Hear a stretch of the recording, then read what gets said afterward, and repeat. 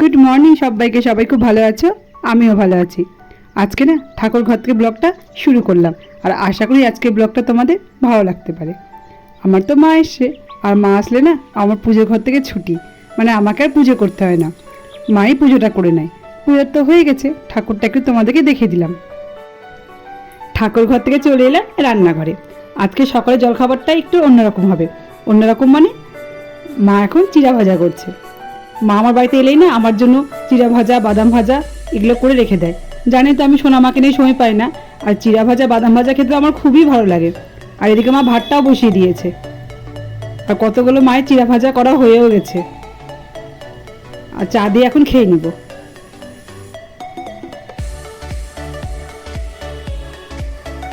চা তো খাওয়া হয়ে গেল, আর চলে এলাম রান্নাঘরে।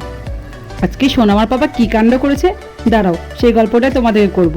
সোনামার পাপাকে বলেছিলাম, তুমি যদি বাজার থেকে ইলিশ মাছ নিয়ে আসো তাহলে না কচুর শাকের ডাঁটা করে নিয়ে আসবে, ইলিশ মাছের মাথা দিয়ে করব। আর সোনামার পাপা কচুর শাকের ডাঁটার বদলে কচুর পাতা নিয়ে চলে এসেছে। আর কি আর করা যাবে, আমি তো খুব রেগে গেছি। আমি তো কিছুতেই কচুর শাকগুলো রান্না করতাম না, আর মা বলে থাক করে নে, মাই রান্না করছে কচুর শাক। মায়ের তো কচুর শাকটা রান্না করা হয়ে গেল। মা তেলের মধ্যে না একটু কালো জিরে, রসুন থেতে দিয়েছে, আর কাঁচা লঙ্কা চিরে কচু শাকটা রান্না করলো। আর আমি তো খুব রেগে গেছিলাম মোরালি পাপা কচু শাক আনা দেখে, কিন্তু এখন দেখে মনে হচ্ছে মা কচু শাকটা কিন্তু খুব সুন্দর করে রান্না করেছে, খেতেও কিন্তু খুব ভালো হবে। আর আমি তো মা থেকে রান্না করতামই না, আর আমি কচু শাক আনা থেকে এত রেগে গেছিলাম মোরালি পাপার ওপর।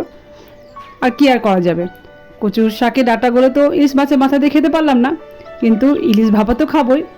আর সর্ষে পোস্ত বাটা দিয়ে মা এখন ইলিশ ভাপা করে নিচ্ছে। আর আমার মায়ের হাতে ইলিশ ভাপা খুব সুন্দর হয়। আর সব কিছু দিয়ে মা মাখিয়ে নিয়েছে, সর্ষে পোস্ত দিয়ে ইলিশ মাছটা খুব সুন্দর করে মাখিয়ে নিয়েছে। আর এখন একটু জল দিয়ে দিল, আর গ্যাসটা এখন ধরিয়ে দিবে। আর আস্তে আস্তে তাপে ইলিশ ভাপাটা হয়ে যাবে।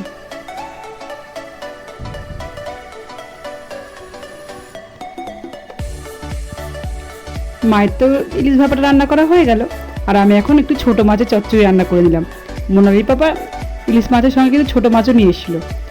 আলু পটল দিয়ে একটু ছোটো মাছের চচ্চড়িটা করে নিলাম। রান্না তো হয়ে গেল, আর আমি এখন আমার খাবারটা নিয়ে নিয়েছি। আর কি কি রান্না হয়েছে তোমরা তো দেখলে, ছোটো মাছের চচ্চড়ি, আর এই দেখো ইলিশ মাছ ভাপা, আর একটু শসা কেটে নিয়েছি। আর লেবুটা তো খাবোই আমি, কারণ কচুর শাক খাবো, আর যদি গলা চুলকায়। তো খাবারটা খেয়ে নিই, পরে আবার তোমাদের সঙ্গে কথা বলবো। আবার সন্ধেবেলায় চলে এলাম তোমাদের সঙ্গে কথা বলতে। আর এখন সোনামা, আমি, সোনামার পাপা একটু ঘুরতে যাচ্ছি। ঘুরতে মানে আমি ননদের বাড়ি যাচ্ছি। তো চলো ননদের বাড়িতে গিয়ে আবার তোমাদের সঙ্গে কথা বলবো। আর যা গরম পড়েছে, গরমে একদম ভাল লাগছে না।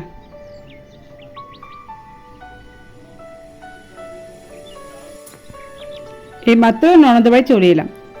আর সোনামা তো পিসিমণির বাড়িতে এসে খুব খুশি। আর এই যে পিসিমণি কোলে আছে, আর এই যে আমার ননদ।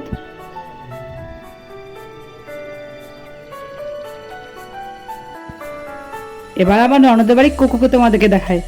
দেখেছো, আমি তো কোকুকে দেখে খুব ভয় পাই, কিন্তু আমার সোনামা কিন্তু একটুকু ভয় পায় না। দেখো দেখেছো কি করে কোকুর কাছে যাচ্ছে সোনামা, কি খুশি। সোনামা তো কোকুর সঙ্গে খুব খেলা করলো।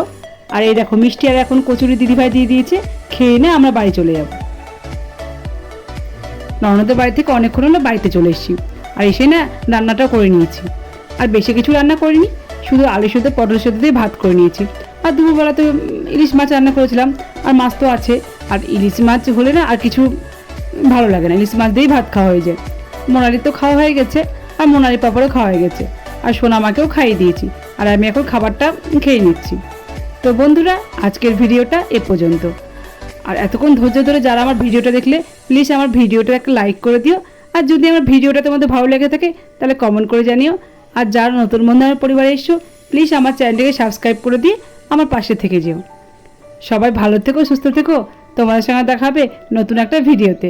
সবাইকে টাটা, গুড নাইট।